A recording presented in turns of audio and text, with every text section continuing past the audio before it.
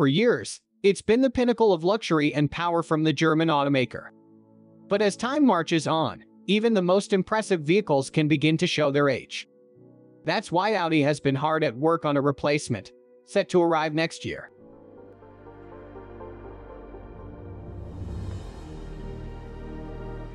The current A8 has been around since 2017, and while a facelift in 2021 helped freshen things up, it's time for something new.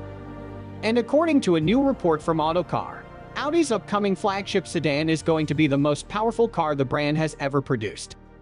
That's no small feat, considering the current title holders for Audi's most powerful car are the RS E-Tron GT and the RS6 competition. But if Autocar is to be believed, the A8 Successor will easily outpace them both.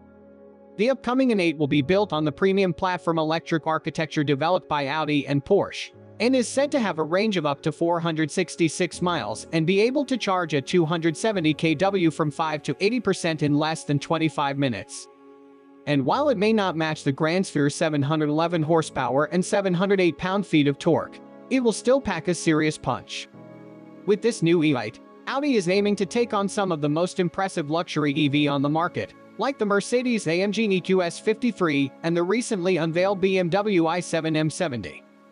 And if the Grandsphere concept is any indication, Audi's new flagship sedan is going to be a serious contender.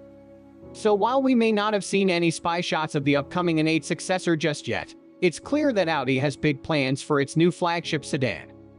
With power, range, and luxury to spare, it's shaping up to be one of the most impressive cars on the road. We can't wait to see it in action. Thanks for watching.